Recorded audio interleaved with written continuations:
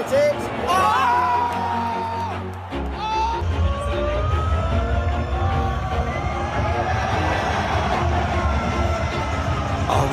Paris Saint-Germain resmi meraih gelar UEFA Super Cup secara berturut-turut setelah mengalahkan Aston Villa. Pencapaian tersebut menasbihkan mereka sebagai klub terbaik di benua Eropa. Di bawah asuhan Luis Enrique, PSG sekarang bukan lagi tim yang sekedar ingin memenangkan pertandingan. Mereka terlihat seperti tim yang sudah tahu bagaimana caranya mengendalikan sebuah pertandingan. Dan kemenangan 2-1 atas Aston Villa di final Super Cup menjadi bukti terbaru. PSG memang sempat dibuat kerepotan. Bahkan Aston Villa berhasil menyamakan kedudukan dan membuat pertandingan kembali terbuka. Tapi ketika pertandingan memasuki fase penting, PSG kembali menunjukkan kualitasnya. Sampai akhirnya Desire Doué muncul sebagai pembeda.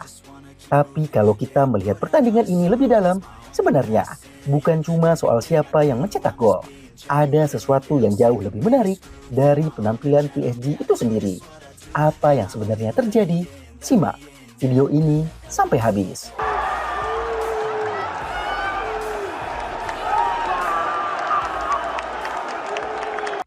Sejak awal pertandingan, PSG langsung memperlihatkan identitas mereka.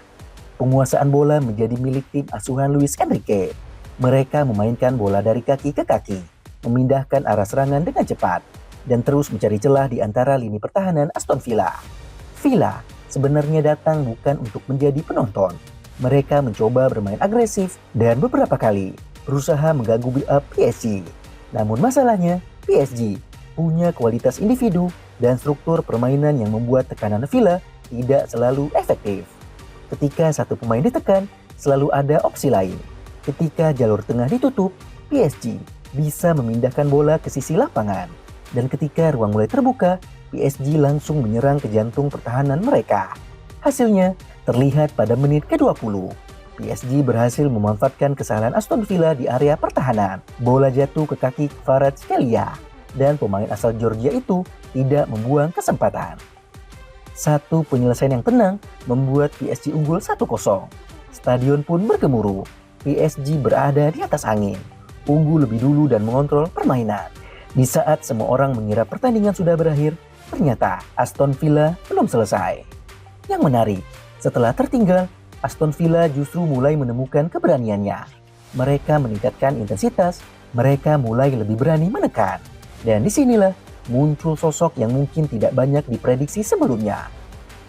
Bryan Majo, usianya baru 17 tahun, namun pemain muda Aston Villa itu justru menjadi salah satu cerita terbesar dalam pertandingan tersebut. Majo tidak bermain seperti seorang pemain yang baru menjalani debutnya di pentas tertinggi. Dia berani bergerak, berani mencari ruang, dan terus mencoba mengancam pertahanan PSG. Beberapa peluang memang belum berhasil dimaksimalkan, tapi akhirnya perjuangannya membuahkan sebuah hasil. Menjelang akhir babak pertama, Majo mencetak gol penyama kedudukan 1-1, dan tiba-tiba pertandingan berubah. PSG yang sebelumnya terlihat nyaman kini harus menghadapi Aston Villa yang mendapatkan kepercayaan diri kembali.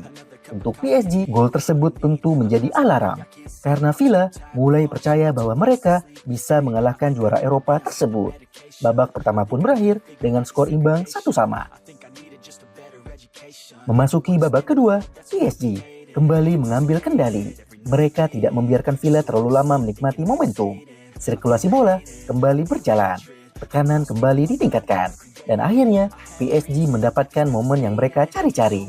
Desire Doué, nama yang dalam beberapa bulan terakhir semakin sering muncul ketika PSG membutuhkan pemain yang membuat perbedaan.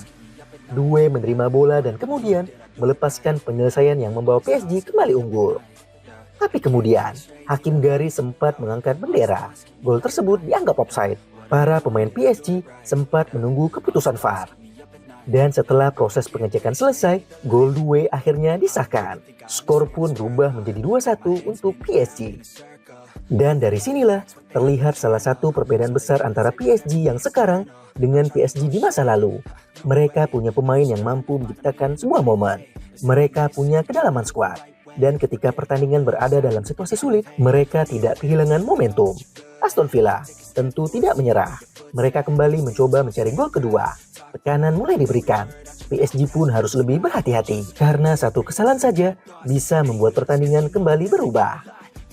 Villa beberapa kali mampu masuk ke area berbahaya, tapi PSG bertahan dengan cukup disiplin. Dan disinilah kualitas mental mereka benar-benar teruji. Mereka tidak lagi sekedar mengandalkan permainan menyerang. Mereka juga tahu kapan harus mengontrol tempo permainan, kapan harus menahan bola, dan kapan harus memperlambat pertandingan. Peluit panjang akhirnya berbunyi. PSG menang 2-1. Mereka kembali mengangkat trofi.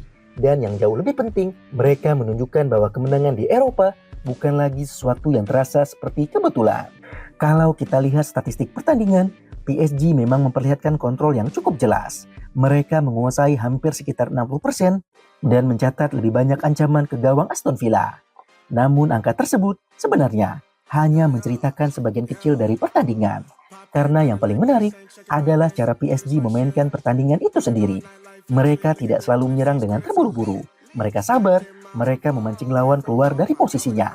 Kemudian ketika ruang terbuka, mereka menyerang dengan cepat. Inilah karakter PSG di bawah asuhan Luis Enrique. Sebuah tim yang ingin menguasai bola, tetapi juga tahu bagaimana mengubah penguasaan bola menjadi sebuah tekanan. Dan kalau pola seperti ini terus berkembang, PSG memang semakin terlihat seperti tim yang bisa mendominasi Eropa dalam waktu yang cukup lama. Namun ada satu hal yang juga harus diapresiasi dari Aston Villa. Mereka memang kalah, tapi mereka tidak tampil buruk. Bahkan pemain berusia 17 tahun seperti Bryan Majo mampu membuat PSG kerepotan. Bayangkan, di satu sisi ada PSG dengan sederet pemain bintang. Di sisi lain, ada seorang pemain muda yang baru saja mendapatkan kesempatannya. Dan Majo justru berani tampil. Golnya bukan cuma membuat skor menjadi 1-1. Gol tersebut membuat Aston Villa kembali percaya diri. Itulah mengapa pertandingan ini bukan cuma sekedar tentang PSG. Ada cerita tentang sebuah tim yang sedang membangun dinasti dan ada seorang pemain muda yang mulai memperkenalkan namanya di panggung dunia. Dan ketika semuanya sudah selesai, PSG kembali menjadi juara. Jadi pertanyaannya sekarang, apakah PSG benar-benar sudah berubah menjadi raja baru di Eropa? Kalau melihat cara mereka bermain, kualitas pemainnya, kedalaman skuad, dan mental mereka ketika pertandingan berada di situasi sulit, jawabannya semakin sulit untuk mengatakan tidak. Yang lebih mengerikan, PSG belum selesai. Mereka masih menjadi tim yang terlihat sangat lapar. Dan Aston Villa malam itu menjadi saksinya bahwa ketika PSG sedang berada dalam performa terbaiknya, mengalahkan mereka bukanlah perkara yang mudah. Bagaimana menurut teman-teman? Tulis pendapat teman-teman mengenai hal tersebut di kolom komentar. Terima kasih sudah menonton video ini sampai akhir dan sampai jumpa di video dan pembahasan selanjutnya.